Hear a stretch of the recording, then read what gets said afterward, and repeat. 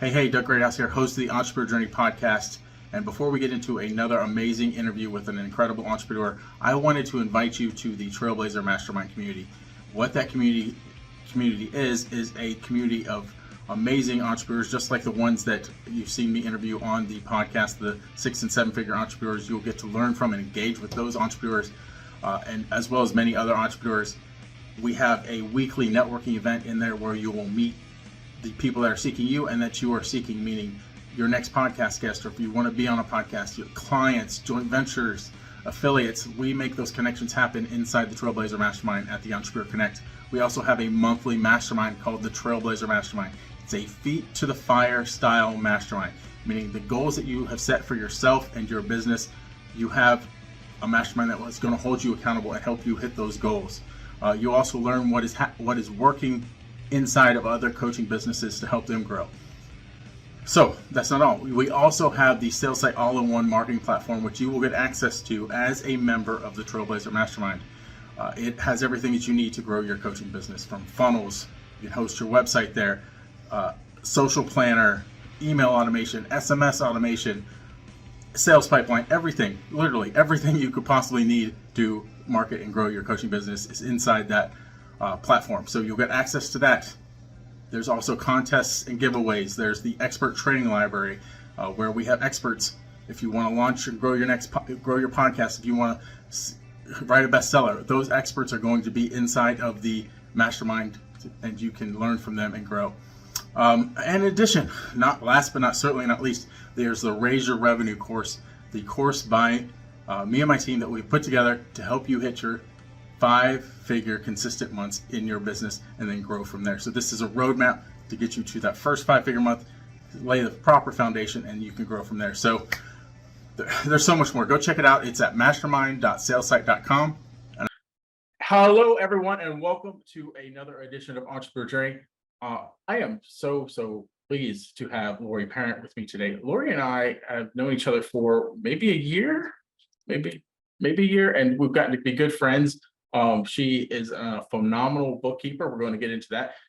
What I really don't know is her story. Even though we've talked a lot, I really don't know her entrepreneur journey. I really don't know where she started and how she got to where she is today, but we're going to fill in all those blanks. But what I'd like to do, first of all, before we get to some rapid fire questions, is just a brief introduction. Okay, so not anything related to what you pretty much just asked, but I think the most important thing about me is that I am the mother of 2 fantastic children. You can see their artwork back there, and a single foster parent, which is kind of where my passion lies. And then, of course, the boring part is I am a certified digital bookkeeper and I run a bookkeeping firm. Nice. What is the name of your bookkeeping firm? Set Apart Services. Nice. So I didn't have this question on the list, so I'm going to surprise you with this question. Right. Where did that name come from? So I struggle so much with names. I'm really glad that all my kids came from foster care, because then I don't have to come up with their names. But I spend a lot of time praying about it, and set apart means 2 things, right? It can be a set above, like you set yourself apart from your competition. But it also, to me, means set apart as in holy, and God calls us to walk a different line. And so it's really close, near and dear to my heart. I've had multiple people say, well, you should probably change that. And I said, we're not touching it. This is my heart. So that's where set apart came from. Nice. I would never tell you to change that. I think it's awesome. I love it. And the pain that went through coming up with my logo. But I love it too. So don't touch that either. Nice. So I always like to do these little icebreaker type questions, kind of get to know the guests a little bit more in this rapid fire segment. What's kind of funny is I say rapid fire, but often when they ask these questions, they're not rapid fire. Someone gives a really in-depth answer, and I'm like, wow, I didn't ask for that, but thank you, right? So without further ado, let's proceed on that. So if you were to start a nonprofit organization, what cause or issue would it be dedicated to, and why? So I kind of think it's funny that you asked that question, because that's actually my big, you're supposed to have goals that are so big they're scary. And so that is my goal that's so big that it's scary. And God has really laid it on my heart. Obviously, foster care is near and dear to me. but it's not just the foster kids. I love the whole family. And so I'd really love to create a nonprofit that becomes kind of almost a medium before kids are removed from the home. It's a camp that families can go to where we get to minister to them physically, spiritually, mentally, help them with their education, and just rebuild that family together as a whole. Oh, wow. So yeah, see, so big it's scary. Yeah, but it's an awesome vision. Do you have a name for that camp? I we just talked about names. No, that's too much right now. Just this vision's just enough for right now. So I haven't come up with a name yet. Set apart camp. Maybe maybe unbroke or breaking chains or something like that. Nice. So food wise, sweet or savory? So I love food. And so when I went to my nutritionist, I said, I don't care if you tell me I'm allergic to something, but don't make it gluten and don't make it dairy or I'll die a slow, painful death. And so I really love homemade bread, but don't get between me and ice cream either, because those are pretty much two staples I must have every day. So maybe Nice. that's carbs and sweet, but bread's pretty savory, right? Yeah, well, bread is one of those things that you can make sweet or savory. Ice cream on fry bread. There we go. Sounds like French toast with ice cream on it. Well, fry bread's different though. Yeah. We're going to dive a little bit deeper into this, even though it's not like a lot of value. Just because I'm curious. So, my wife also makes bread. Like we have a bread maker. So, how long have you been making bread? Oh, good gravy. So I hated dishes growing up, and that was my chore. And so when I was 11, I whined about that to my mom, and I'm like, you get the easy job. You just have to cook dinner. So it became my job, and she thought I'd last for a week, but I'm still cooking dinner, not for them anymore, but now for my family. So I probably started making bread. I think I was 12 when my Christmas present was a KitchenAid mixer. And that's when I started, because who doesn't love bread? Wow. So you make the dough, and like I think my wife just uses the bread maker thing that you buy. No, even a friend asked me to teach him how to make bread. And I'm like, well, you take about this much flour and then kind of a splash of this. And then that's the kind of baker I am. I'm like, what are measuring cups for anyway? And I'm really not a good baker, but bread, man, it's just all about feel. Like I'm just like, roughly this and this and this. And hey, today I want to throw this in here. And oh, today would be great for some cheese, and dump it all in. I'm biased. I'm biased, of course. My wife is a really great cook. But she's the same way. She can't teach anyone else how to cook necessarily, because she just does a pinch of this. It's not measured. It's just right. It's like my ancestors tell me when to stop shaking the salt shaker. Okay, that's enough. All right, down. Right. And that's how you're supposed to cook, and baking doesn't always work well that way, but bread's pretty forgiving. So yeah. My wife would say she's not a great baker either, but that's probably good, because if she was, my waistline probably would be expanding. I know what you mean. Sunrise or sunset? I can't decide. They're so beautiful. So I think it depends. So I'm in Montana, so summers are really long. So then I'm a sunrise, because I have to go to bed before the sun sets. And then in the winter, I get to see them both because the days are so short. But they're just, we live in Montana. I live in the middle of big sky. They're just amazing all the time. Like I want to take a picture every day. And I'm like, okay, how many sunrise or sunset photos can you actually have on your phone? So. Yeah, it is amazing. And I was recently near your area. I didn't get to Big Sky, but was in Jackson, Wyoming, in the Teton Mountains. And I've been to Colorado, I've been to Oregon, I've been plenty places out west, but it might just be the recency of having been there. But I think that area was more beautiful than Oregon or Colorado. There's just something special about this area. I know that's kind of like a large area, but just that whole Big Sky country area, it's just amazing. Yeah. I'm usually snow averse. Like I don't like to go places where it snows a lot, like when it's snowing a lot. But I think I might make an exception for that area, because it's probably a totally different experience than it was going in the summer. If you can get there. Yeah. Right. It would definitely be Yeah. a different experience. Yeah. Yeah. But where I was, there's a lot of ski places like ski resorts and all. So I'm sure a lot people get there. Yeah. Well, I was thinking Yellowstone. That's kind of like Oh, right. Beartooth Paths, man, that you just never know when that place is going to have snow and be closed. Yeah, it's amazing. Like driving around, it seems it's so funny that we're good to your expertise and your story in a minute, but it's so funny. Like I'm not in where I live, they don't have these poles that come down to close roads, right? Yeah. That it doesn't matter. It's at your own risk, right? Right. Wherever we live. Like if it's snowing, Well, that's because we're like I can do it. That's fine. And they're like, no, you can't. Like road closed. We're like, I yeah, can drive around that. It's fine. You know. yeah, yeah. And all I the literally- places to pull off the side of the road and put your chains on. Yep. My favorite is the large, like 10, 12-foot poles that they put on the side of the road in Yellowstone so that they still know where the road is when they need to plow. Oh, I'm like, that gives you a little hint about how much snow they get. yeah. No, but yeah, Wow. it's not a couple inches. Wow.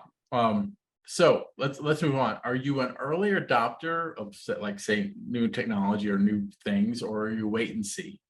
I'm definitely a wait and see. I hate it, but I'm trying to get out of the habit of anytime someone says something, my initial response is better safe than sorry. And I'm like, stop it. Not everything is better safe than sorry. Sometimes you just gotta go. But no, I am definitely not an early adopter of really anything. There's to me there's good and bad in both ways. Right. And a lot of the I think it's Warren Buffett. Like Warren Buffett doesn't invest in a lot of startups. Warren Buffett likes to invest in things that are start to be proven, right? Yeah. So he's not an early adopter in that sense. So he's waiting and seeing if it's a good thing before he jumps in.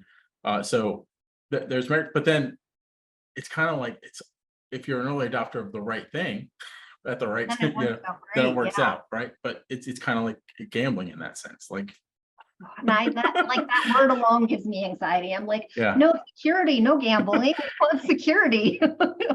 And it's interesting because I think it's just been a few days ago, another social media platforms popped up, right? Speaking of early adopting, this thing called Thread. I don't know if you've heard of it, Oh. but Thread is supposed to be a competitor to Twitter, and now everybody's going to be checking out Thread, and it might end up being like Clubhouse, right? And last a little while and gain a little momentum. And there's probably still some people in Clubhouse, but it didn't grow to probably what they thought it was going to grow.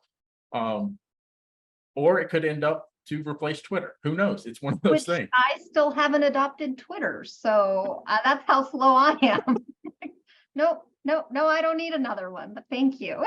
That's funny because well, even before Facebook, like I was an early adopter on Twitter, but now I barely do anything on Twitter. Like I have an account there, but I never touch it. It's just so funny. If you could time travel, which era of time would you go to and why? So I'd have to be little Laura Ingalls Wilder because Oh, it just seems like such a much more simple time, right? Like there's no internet, no cell phones. You really just get to do the good work that makes you tired and sleep well. And then it was really about the relationships, family and your neighbors who were a little bit further away, but you really had to have the good relationships with each other. And that just, I probably romanticize it way too much, but that's where I would head. yeah. Family values. Like that's what comes to the top of my mind is family values, and how like you look at family values today compared to that time in history, and have they really deteriorated that much from like What we know. Yeah.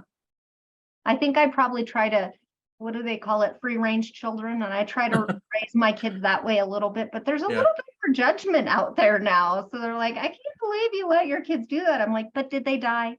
You know? yeah. So like, how else do they learn? That's Scraped knees and elbows. yeah. Yeah. Yeah, my kids have a place that they only use to climb on the top rafters, and people come to my house and they're like, I'm like, you get used to it. It's fine. Yeah. I wouldn't replace my childhood taking my bike, creating ramps and jumping my bike over things that I probably shouldn't have been jumping over Yeah. than anybody's. We actually had this hill at my grandparents' house in Ohio that went straight down. It was a street, right? Cars would come up the street and we Uh-huh. get on our big wheels or our bikes and go down the hill like into oncoming traffic sometimes. Yeah, we have our airport hill. Boy, Oh, you can get up to like 30 miles an hour on a bike, especially if you head down butt up, so you're mhm. more aerodynamic. And it's swervy. So if there's a car, you're just dead. Yeah. But how many cars drive up there? Right, right. It was a neighborhood road. It wasn't like it was constant traffic, but there was a Yeah. possibility somebody could have came up the road. But we don't think of those things when we're a Right. kid, right? That's right. That's right. Um, good times, good times. All right. So now to one of my absolute favorite, I say this every time, one of my absolute favorite parts of the interview, and that is the fill in the blank question. So your fill in the blank question is, to succeed as an entrepreneur, you must be willing to blank. Uh oh, and now I just spaced on, I had such a good answer for this one too. But I think it's know your limitations. Mm, I think as entrepreneurs, especially when we're first getting started, we want to do it all. We want to spin all the plates, right? And it can get to a point where we know that we need to let go, but then it's hard because we've grown attached to that thing and nobody can do it like we do it. And so knowing your limitations so you're not getting overwhelmed doing all the things, and then being willing to say, okay, now it's time for me to let go of this piece, knowing which ones your heart is really makes your heart sing, and delegating the rest. very, very true. And when you do one of those things that probably is a lot of entrepreneurs' heart isn't in, but yours is. We'll get Yeah. into that in just a little bit. But now I'm anxious myself to hear this. Your story, like where you got the idea to become an entrepreneur, why you became an entrepreneur, and kind of your ups and downs, whatever you want to tell us till this point. And yeah. So my story probably is more similar to other entrepreneurs than I realize, but I did not grow up wanting to be an entrepreneur. My dad was. He had a drywall business. And so to me, entrepreneur meant work all the time, never know when you'll have a paycheck, and don't even think about vacations. And so I wanted nothing to do with that. I wanted to be my mom, who, when she moved to Montana, she got a job for the Forest Service and she stayed there until she's like, I'm 70, I want to retire, and that's what I wanted. And so I really tried hard to do that, but that was not what God was calling me to. And I can be a little bit stubborn. And it took many years of misery for me to realize that that was not the plan for me. And so at the time that I started my business, I actually had a 6-month-old foster kiddo, and I was crying every day after work.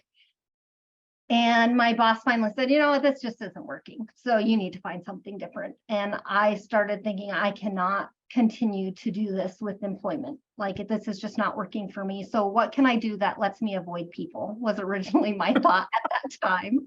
And bookkeeping sounded fantastic because I'm like, oh, I'll just sit here and I'll deal with numbers and I won't have to deal with people. And it can be flexible as I get more foster kids or what my foster kids need, because my job was not super great with the, hey, my foster kid is sick and I need to take a day off. For some reason, that didn't have the same need as people with biological children. And that really bothered me as well. And I have learned that, who wakes up in the morning and wants to do their bookkeeping? Not even me, right? So I really enjoy doing the things that other people hate. That was kind of my consistent throughout life, is I like to do the things that other people hate. You don't want to clean a toilet? I'll clean a toilet. What can I do that will make your life happier today? And so it really worked out well. And I'm learning that it's not so much about avoiding people like I thought it was in the beginning, because people are scared of numbers. Like, they're really intimidating. And so for me, I really like to dive into the relationship with clients so that that gets rid of that fear level and that intimidation level, so they can ask the questions that they might normally not want to ask. Like, can you stop speaking that weird accounting language and use real words, right? So that's kind of how that got started, and it's really morphed from I just want to live at home next to my computer, and to now I really truly desire to make connections with people and just be able to serve them.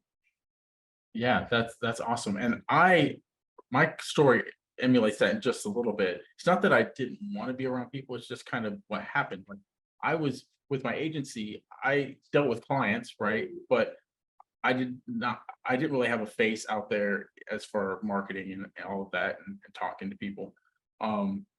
I just stayed behind the scenes helping people build their websites, their marketing and all of that. But then when I decided to make the switch and come out more from behind the scenes, I found that I really loved interacting with people and building those relationships. And also being a Christ follower, like you are, it's more opportunities to share your faith, right? Yeah. And that's really like, oh, I really got to do this, right? And I want to love on people, right? Like, Mhm. I grew up in school. I want to say I knew I was stupid. Now I know that's not true now, but at the time that I was going through school, it was just knowing I was dumb and fear all the time that someone was going to figure it out. And so I don't want anybody else to ever feel like that. And I know numbers are so intimidating to some people that it makes me giddy to be able to be like, here, let me help you. These are so great. These are going to be easy to understand, and we're going to crack this code, and you're going to do awesome. Like, that's what I needed when I was in school, right? Not that everybody's in school now, but you know what I mean? It's like, it's Mhm. almost like healing that little girl. I want to be that person that takes that fear and intimidation away from other people and really gives them that empowerment that they need to be able to go full force into their dreams.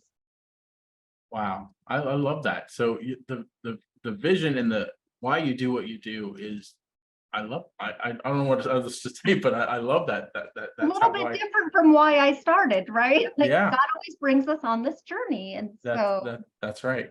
Everything, like, it's like in my life, I see where he's lined up things well before I get there, right? mhm. And it seems like it's a lot of the same thing with you. Like, he's already got lined up. He's just waiting for you to catch up, right? Yep. And he so patiently does that. It's just Yes. amazing. Yeah. Yes, yes, awesome. So now let's dive into that expertise a little bit, and let's Mm. see if we can't help some people with their bookkeeping, at least their mentality around the bookkeeping. Yeah.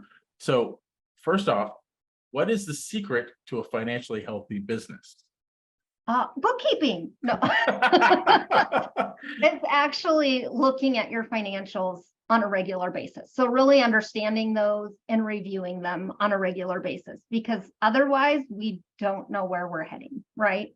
And obviously, in order to get good financials, you have to have the bookkeeping. It's just the necessary evil of how things go. But yeah, I think it's just really having a good grasp of what those numbers are telling you and looking at them, right? Not just being like, oh, look, I have cash. Oh, well, I don't have cash. What happened? And Yeah, really kind of being accountable to paying attention to what those numbers are telling you so you can make changes. numbers tell a story. Yeah. In multiple areas. Like with what we do with website analytics and all of that, like numbers tell it, like, what did you do here that suddenly made your website traffic go up, right? What did Mhm. so it's like you said, you or someone like someone that you employ or you hire, looking at those numbers and helping you fi- go through the story, right? Right. Um, It's like you're always telling me, have you looked at the analytics on your Facebook? I'm like, no, I just post stuff. Like, I'm just hoping it works. Don't do that. It doesn't work, right? Yeah, because once you find like what's with your case, for instance, with the money, probably once you see, okay, I did this, and now this I get this result, right? Because Mhm. I did this correct stewardship, or I did the right thing with the money. Well, and it's even my money is not where I want it to why and what can I change to get it there, right? Or even, hey, things are going great, but we don't realize that fuel was a huge one for a lot of people, right? Like I had one client who was a construction client, and I'm like, buddy, your fuel is going crazy. And I hope that you're noticing that, so that when you're making new estimates, you're adding that fuel line into there, catching it before it's a problem, right? Because that you can't do that if you're like, oh, well, I already know that this amount of profit is what I need to charge, then that's what I have to do to get here. But you're not paying attention to the numbers every month or even more often. Expenses can get out of control that you don't even see until it's a little too late. And now you're trying to dig yourself back out of the hole instead of just saying, oh, course correction, Yeah. Yeah. And you help them be proactive too, I'm sure. Yeah. So that's the goal. It's not my business, right? So I'm like I like to think of myself as little baby Yoda. I kind of help guide. I say, well, this is maybe a little bit of a warning light, but ultimately it's the business owner's decisions to make what changes need to happen. Yeah. Awesome. Awesome. So you mentioned the fuel thing, and sorry, my dog is scratching at the door. See? Next question. So what are some financial challenges that small business owners often face, and how do you help them overcome those challenges? I know that's a mouthful right there, but basically, how do you help business owners get through their financial challenges?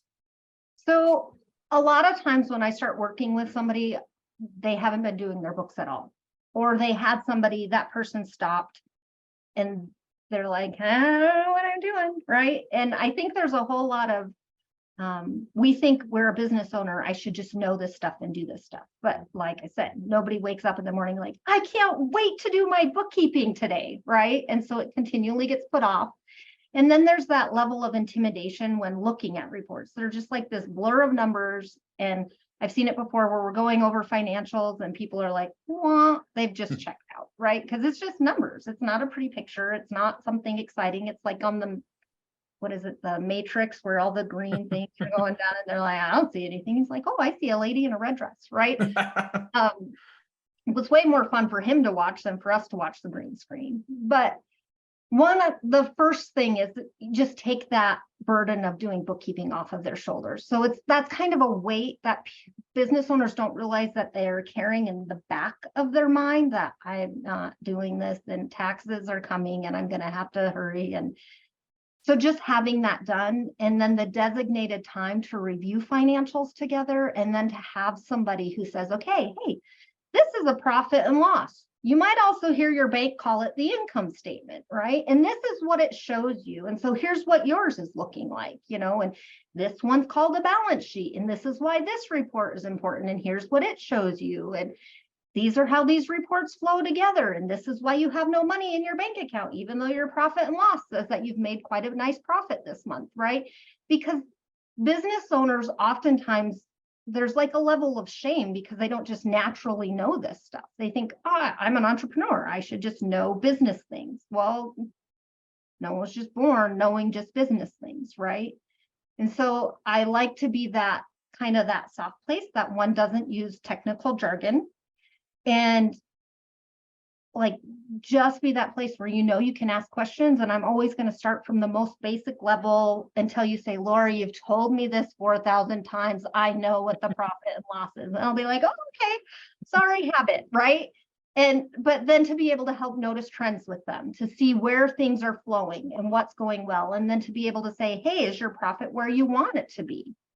Or do you want us to start looking through and see different areas where we can maybe cut back or increase prices or be more profitable? Because every business owner is different, right? I work with some when they're just like, I'm in this for the money because I want to retire early. So I want to make the most money that I can so I can have retirement. And then I have other ones where I'm like, wow, your wages are kind of really high. And they're like, but that's why I'm in business, is to give back to other people. And so I want to pay my people well, and I'm okay with that, So every business owner is different. And so it's just more about learning about who they are, what their goals are, what they want to accomplish, and then just helping them to have the information they need to make the right choices to get them there. Wow. So the thing that really stood out to me in what you said.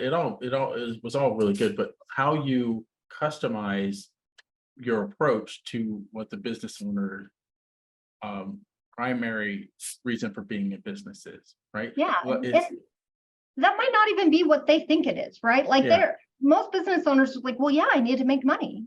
But then when you get to talking to them and you say, oh, hey, your employment expenses are high. Well, I'm okay with that. I want to do that. Oh, Mhm. okay, that's great. So do you want to make other adjustments, or are you kind of more okay with we're staying where we're at as far as our profit goes? Or, it's bookkeeping therapy. I don't know, like just really getting to know them well and where it is they want to go, being that place where they can say, good gravy, I'm having issues with these employees and I don't even know what to do with this.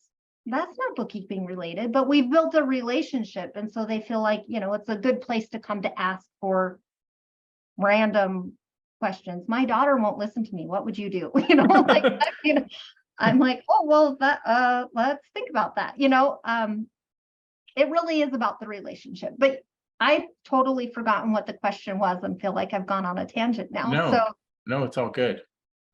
yeah, it's just learning about who people are and helping them get where they want to be in their business. And you can't do that if you don't have an understanding of what the numbers are telling you in the first place. So I just want to take maybe the fear or the shame from not understanding away from that and just really give them what they need to be able to build the business that they want, you know. Nice, nice. Wow. So next question, could you share a success story where you were able to help business improve their financial situation significantly, and what strategies and techniques did you use? So anytime someone asks me this question, I have one client that always comes to mind. And it's a success story, but in a roundabout way, right? Okay. So when we first met, they were working in the retail space and not doing super well because retail's really hard, right? You have a lot of overhead, you have to have inventory, and it can be really hard to balance that. And so they were in a lot of debt. And so once we were able to kind of get them caught up and really see, I'm like, something has to change here. And she's like, well, I can't stop spending because you have to spend money to make money. I have to have inventory in order to sell. And so we kind of went on a modified profit first thing for her. And I don't know if anybody here is familiar with Profit First. It's an amazing program, but basically it's kind of like the Dave Ramsey for business, where you say, okay, here's the profit I made, and I'm going to divide it out into these percentages where my profit is first. And then this is how much I get to spend on expenses and inventory. And you designate what those percentages are. And then as the profit comes in, only those percentages go into separate bank accounts, right? So it's like the envelope system. Mhm. And that really kind of clicked with her. It gave her an idea of how much she could spend on buying new inventory all the time, because before it was just like, but I need inventory to sell. Well, you do, but you can't spend all of your money on inventory. Like you have to somewhere have boundaries, right? And we were able to really dig her out of pretty much all of that debt. And then she decided this is just not going to be what I hoped it was long term. Because we live in a small community, so retail's hard there. And so she just went back to the blackboard and thought, well, what else can I do? And where are the needs in my community? Because this entrepreneur really is very community minded, right? She's like, what does my community need that I can fill that hole? And so she started a daycare. First, it started with a preschool, then it moved to a daycare. And she is now one of the only daycares in town that's building to be a center. And other communities surrounding us are now contacting her to see if she can redo what she's done here in their community, because daycare is such a high need right now.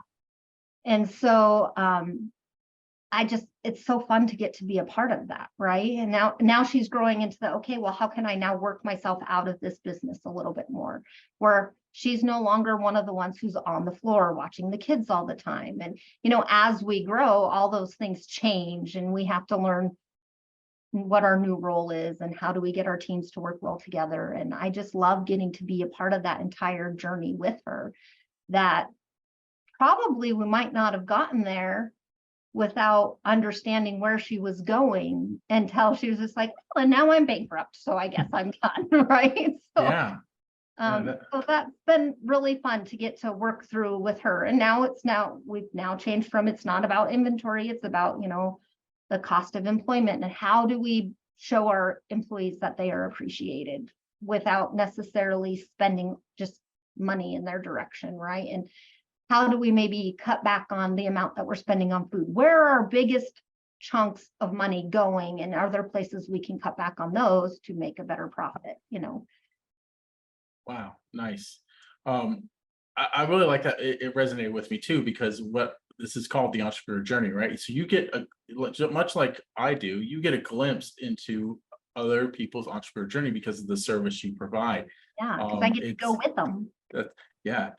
That's really amazing. And so you see the ups and the downs. You saw where she was struggling, and then all of a sudden she figured out really where, with your help, where like once you got her out of the situation, she helped get her out of the situation she was in. She went in an entirely new direction. Yeah. And still getting to fill what was her heart's desire, which was to give back to her community. When she owned the retail store, she could employ a couple people, but not much. It was like a couple hours here or there, or, I'll trade you. If you do this for me, then I can do that for you, to where now she actually gets to be one of the good employers in the community, and her heart is really to provide great daycare for those kids and be an amazing employer for her employees. And I just love her heart in that. And I love being a part of that with her. Like, nobody knows I'm a part of that organization. I'm not the front of it or the face of it in any way, but I get to sit back in the background and be like, what's doing? And I just love that. Yeah, you get to cheer them on. Yeah. Yeah, that's awesome. So next question, how do you assist business owners interpret into, I'm going to re-say this. See, I get sometimes tongue-tied on these. You were so worried when you came up with this interview, but it's going to be great when I rewatch it and be like, oh, that was actually pretty good what came out of my mouth there, because I never know. Exactly. So I'm going to re-ask the question. How do you assist business owners interpreting and utilizing financial information to make informed business decisions? So again, I think it just starts with reviewing regularly, right? Know that the information that you're putting in is accurate, so that the information you're analyzing is accurate. And then even if you don't understand them, just start looking at. So everybody knows what the profit and loss is, because that's about the only report business owners care about, which is a problem in and of itself, but we can talk about that at a later date. But even if you just start saying, okay, every month or every week, let's look at my profit and loss compared to last week, last month, this time last year. Where are the numbers different? Right? Did I do better? Did I do worse? If I did worse, where are the numbers different? If I did better, where are my numbers different? And that will start to really get you to say, oh, well, my revenue was down. Well, why was my revenue down? Because I didn't have as many clients, or because I took a break because I was doing this thing, right? And once you can do those comparative analyzing, that starts to give you enough information to be able to say, oh, it's just like with your social media posting. Oh, this went up. Why did it go up? What did I post at that point in time, right? But if we never look at that and we don't compare, if I just look at it, but I'm never comparing it to anything else, not really telling me a whole lot. But comparing things is a great place to start, because anybody can do that.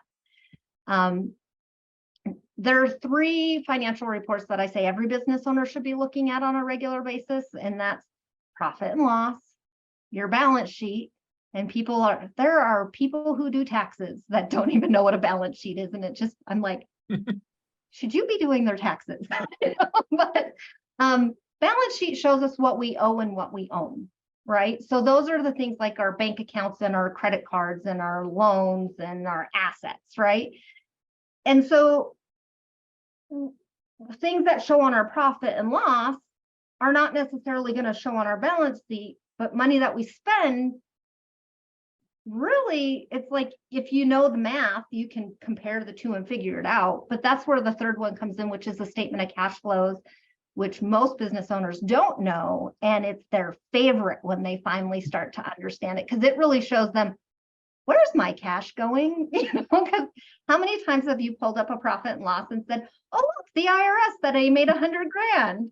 Why do I only have 5,000 in my bank account? And that's kind of a bummer. And those 3 reports together will tell you exactly where it is that your money went, because the IRS doesn't care how you spent the money. They just want their money, but you got to know where your money went in order to have the money to pay them. So it's just about starting small and then building upon what they've already learned. Nice.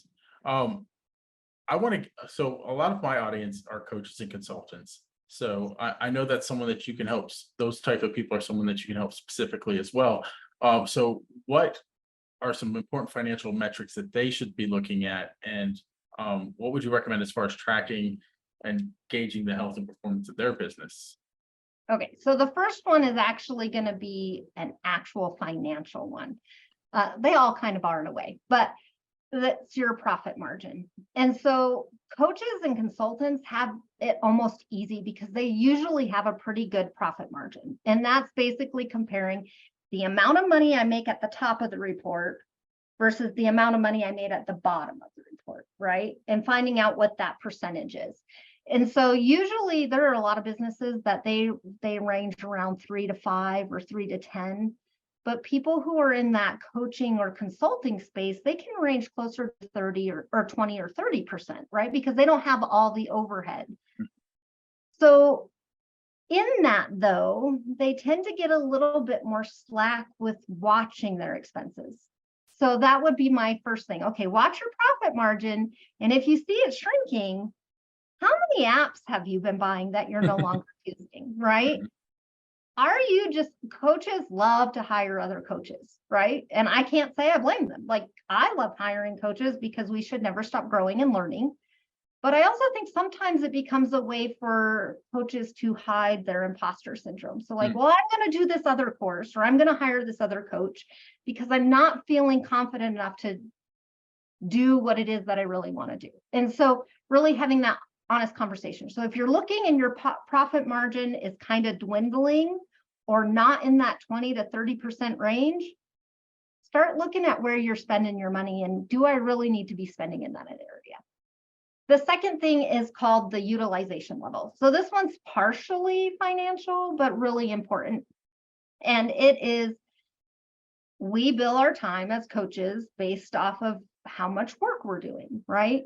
But the utilization level is taking our billable hours. So most of us don't bill by hour, but taking our billable hours and dividing it by the total number that we're working.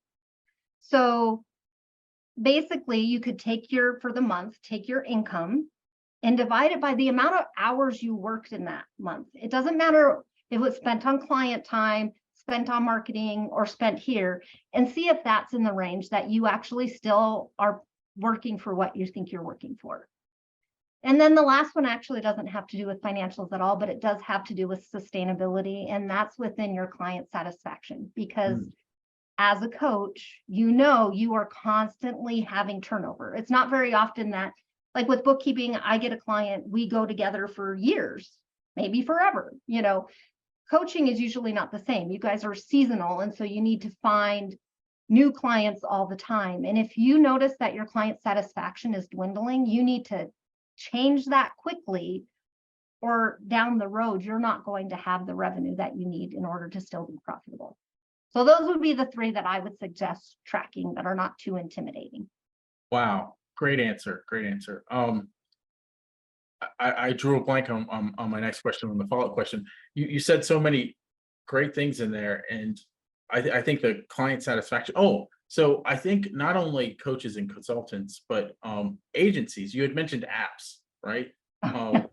Marketing agencies. Like, I think of all the technology that we spend on a monthly basis in our agency, and how much of it do we use enough of a percentage of, to justify the cost, right? Or sometimes you even sign up and then you decide you don't really like it, but you don't take the time to go, say unsubscribe, right? Or cancel. And if you're not reviewing your financials, you kind of just forget that it's there or how much it's adding up to every month. So that's where the reviewing your financials regularly really helps keep you kind of more accountable to being like, oh, I don't even really use that app anymore. Or that one little feature, this app takes care of too. And you get to then make those decisions. It keeps it in the forefront. How much does it weigh on client results? Right. Yeah. That would be a good measurement of it. Like if it's something that's just kind of there, you're not really contributing. It's being used, but not contributing to the effect that you wanted it to. That'd be a good way to make that decision. Yeah, because I mean, it's easy if you have a pretty decent profit margin to just get a little bit lazy about that. But if you really want to strategically grow your business, those are the decisions and the things that you need to be looking at that really can impact your bottom line after a while. Yeah, awesome. And I agree with you that in the coaching and consulting space, sometimes the finances seem like they're a little too easy. And that's where they get lazy, and they don't realize that they could be losing out on margin, right? That they could be recuperating. And I really love the whole point about the client satisfaction survey, which is not even a financial statement in the sense, but it is underlying financial statement because it predicts future financials. Yeah, it's not something you'll find on that lovely profit and loss until it's too late, right? Yeah. So you got to have like the full picture of what is helping make my business profitable. And I wonder how many coaches and consultants are actually even sending out or like anything that's trackable, right? You might get feedback from your clients, but if you're not sending out something that says, I would love your feedback, please fill out this form. Because we're as coaches always want to improve, right? Because practice what they preach, right? So what better way to improve but other than get to the feedback from your clients? And that can be scary because sometimes you're like, I don't know what they think, so I'm not sure I really want to know. But if that's the space you want to work in, that's a huge one. You really need to make sure that you're on your game and having high scores in that area. Yeah, the flip side of that though is if someone comes back with because in the marketing space, somebody comes back with a really great testimonial, boom, you've got a great piece of marketing material that will help you grow your business. Definitely. So who doesn't want more testimonials? That's right.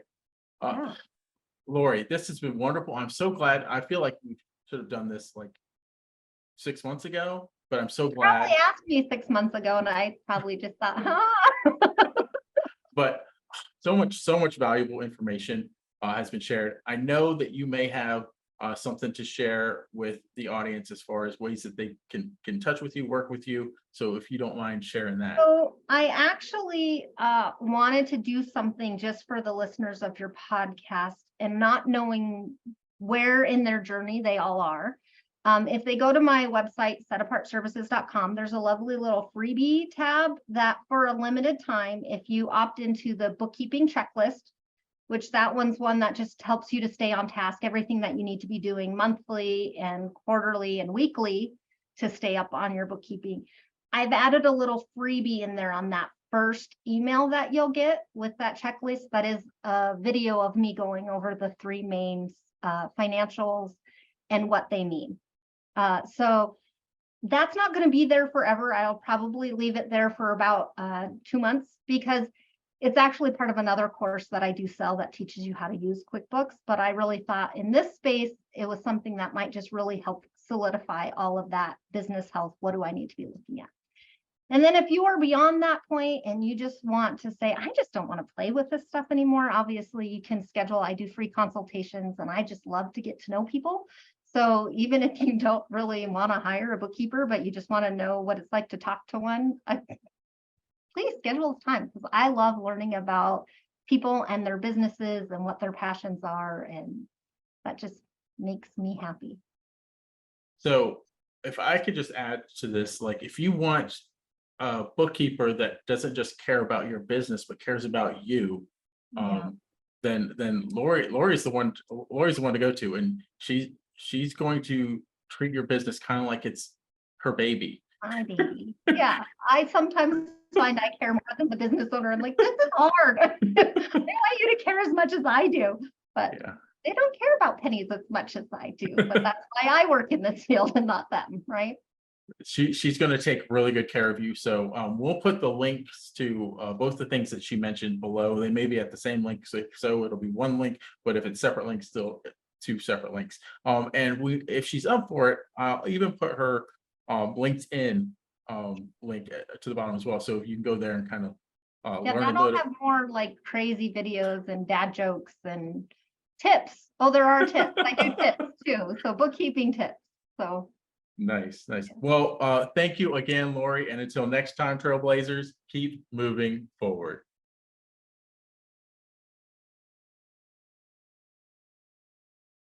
All right, we are done off the live stream.